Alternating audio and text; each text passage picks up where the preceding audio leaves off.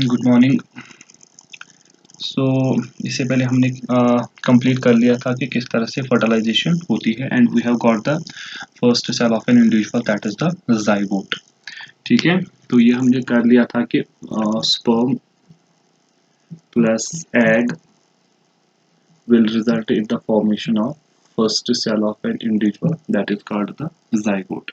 ठीक है, तो इसमें हमने देखा था the chromosome number is n, again the chromosome number is n, but here the chromosome number is 2n। that means gametes are always haploid but zygote is diploid। तो यही zygote है जो अब डेवलप हो जाएगा नए ऑर्गेनिज्म में, but किस तरह से हो जाएगा वो हम देखेंगे। तो सबसे पहला जो प्रोसेस है जो जाइगोट में होता है that is called the cleavage. Today we will discuss about the process of cleavage. तो व्हाट इज क्लेवेज? क्लेवेज कुछ नहीं है, जैसे कि ये जाइगोट है अब, ठीक है, this is a zygote and how many cells are present in the zygote? Only one cell. ठीक है, अगर आप इस तरह से बना सकते हो, इसमें क्रोमोसोम्स है, अब ये एक ही सेल होती है, zygote is only a single cell. No, इसी सिंगल सेल से अब बहुत सारी सेल्स बनेगी, जो एम्ब्रियो बनेगा और एम्ब्रियो फिर इम्प्लांट होगा और उसी से फिर नया इंडिविजुअल बनेगा। तो ये सारी प्रोसेसेस किस तरह से होती है वो हम देखेंगे। तो सबसे पहले देखेंगे what is this cleavage. Cleavage is nothing but repeated mitotic divisions. Simple. Cleavage is repeated mitotic divisions, not meiotic divisions. That means here the cell number will increase, but each of the daughter cells and parental cells will have the same chromosome number. ठीक है, so it is series of repeated, यहाँ rapid भी कह सकते हो आप, mitotic divisions, series of rapid mitotic divisions of zygote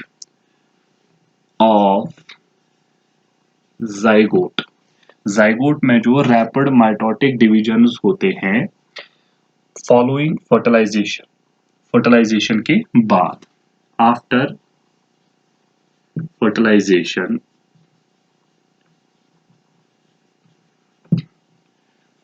के बाद फॉर्मिंग क्या मिल जाता है हमें इसके बाद? Many celled blastula. तो क्लेवेज के बाद क्या मिलेगा हमें? ब्लास्टुला, एक स्ट्रक्चर होता है जिसमें बहुत सारी सेल्स होती हैं। तो ये हम देखेंगे कि क्लेवेज किस तरह से होता है। सबसे पहले मैंने कहा कि it is series of rapid mitotic divisions. Then why don't we call this as a mitosis? अगर ये माइटोटिक डिवीजन है तो फिर हम इसको simply mitosis, rapid mitotic divisions क्यों नहीं कहते हैं, क्लेवेज क्यों कहते हैं? क्योंकि there are some differences between the this cleavage and mitotic division. No doubt कि इसमें भी क्रोमोसोम नंबर सेम रहता है, उसमें भी क्रोमोसोम नंबर सेम रहता है, इसमें भी एक से दो सेल्स बनेंगे, उसमें भी एक से दो सेल्स बनेंगे, लेकिन कुछ डिफरेंसेस है माइटोसिस और मियोसिस के, ये माइटोसिस और क्लेवेज के दरमियान। तो वो कुछ डिफरेंसेस हम देखेंगे। क्या सबसे पहले क्या है बिटवीन क्लेवेज एंड माइटोसिस? सो अगर आप देखोगे जैसे कि आपने सेल साइकिल पढ़ा होगा, सेल साइकिल में डिफरेंट फेजेस होते हैं। अगर आप ये सेल साइकिल बना लोगे, सेल साइकिल में डिफरेंट फेज होते हैं। सबसे पहला फेज उसमें G1 फेज होता है, फिर G2 फेज होता है, सॉरी S फेज होता है, फिर G2 फेज होता है और फिर M फेज होता है। ये डिफरेंट स्टेजेस होते हैं सेल साइकिल में। ठीक है, सबसे पहला उनको मैं यहाँ पर बना लेता हूँ क्योंकि आप लोगों को दिखाई नहीं देता होगा। ये अगर सेल साइकिल है, सबसे पहले इसमें हो G1 फेज, दूसरा होगा S फेज, तीसरा होगा G2 फेज और फाइनली होता है M phase. This is the whole cell cycle. और इसी सेल साइकिल के थ्रू सेल चली जाती है और फाइनली वो डिवाइड हो जाती है। सेल्स G1 फेज में क्या होता है? On the growth. growth of cell takes place because the cell has to undergo the process of division. So first of all it needs some preparation for division. तो इसमें preparation of division होता है. S phase में क्या होता है? DNA replication. DNA replication. ठीक है. तो उसके बाद नेक्स्ट में क्या हो जाता है? G2 phase अगेन इसमें भी ग्रोथ होता है. ठीक है. तो G1 फेज में ग्रोथ होता है, S फेज में रेप्लिकेशन होता है और G2 फेज में फिर से ग्रोथ होता है. That means it is just a preparatory phase during which the cell prepares itself for the coming division. और M फेज में M का मतलब होता है डिवीजन फेज. तो इसमें सेल फाइनली डिवाइड हो जाती है. अब डिफरेंस कहाँ पर है क्लीवेज और माइटोसिस में? माइटोसिस में ये सारी चीजें अपने नॉर्मल रेट पे हो जाएंगी. ठीक है. अगर एक सेल को 24 आवर्स लगते हैं डिवीजन करने में, वो पूरे 24 आवर्स में स्पेंड करेगी. अपना टाइम G1 फेज में भी गुजारेगी, अपना S फेज में भी, G2 फेज में भी अपना अपना टाइम गुजारेगी. ठीक है. तो जैसे कि फॉर एग्जांपल अगर एक ह्यूमन सेल है 24 आवर्स में वो अपना डिवीजन कंप्लीट करेगी, इसमें वो 11 घंटे गुजारती है, इसमें वो 8 घंटे गुजारती है, इसमें वो 4 घंटे गुजारती है और इसमें 1 घंटा गुजारती है. ठीक है. तो ये एक नॉर्मल रेट पे चलता रहता है, तभी एक सेल डिवाइड हो जाती है. बट अब क्लीवेज में कहाँ पर फर्क है? क्लीवेज क्या हो जाता है? Occurs in quick succession. ये बहुत क्विकली हो जाता है. दैट मीन्स अगर एक नॉर्मल सेल का जो डिवीजन पीरियड है वो 24 आवर्स है. ठीक है.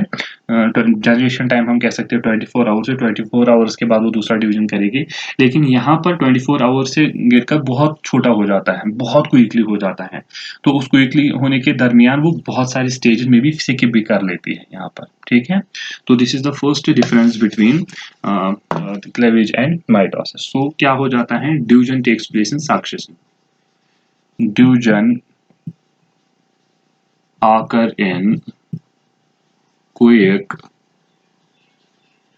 सक्सेशन. ये पहला है, इसमें बहुत रिपीटेडली बहुत जल्दी जल्दी हो जाता है डिवीजन. सेकंड जो इंटरफेस हो जाता है, इंटरफेस मीन्स अगर ये एक सेल है, ये सेल है एक डिवीजन से जब मतलब इंटरफेस क्या होता है? दो चीजें, पहला इंटरफेस होता है फिर डिवीजन फेज होता है. इंटरफेस में अभी मैंने कहा जो G1 S phase G2 phase हो जाता है वो इंटरफेस में ही आ जाता है. ठीक है.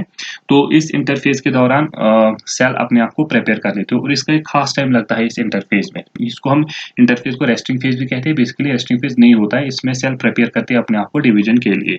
लेकिन जो माइटोसिस है उसमें नॉर्मल टाइम लगता है इसको, जैसे मैंने अभी बताया कितना कितना टाइम लगता है. तो तभी वो ये इंटरफेस में होती है, बाद में M फेज में चली जाती है. लेकिन जो क्लीवेज है इसमें जो इंटरफेस हो जाता है ये बहुत शॉर्ट होता है. मैंने आपको अभी कहा था G1 फेज में भी ग्रोथ होती है, G2 फेज में भी ग्रोथ होती है, S फेज में सिंथेसिस ऑफ DNA हो जाता है. ठीक है. ये ग्रोथ जो होती है यहाँ पर ये क्लीवेज में नहीं होती है. ठीक है. तो इसमें आप देखोगे दैट मीन्स सेल का नंबर बढ़ेगा बट सेल का ग्रोथ नहीं होता है. लेकिन वहां पर आप देखोगे माइटोसिस में सेल का ग्रोथ भी होता है, सेल का नंबर भी बढ़ जाता है. ठीक है. तो इसमें हम लिख सकते हैं interphase in cleavage is very short,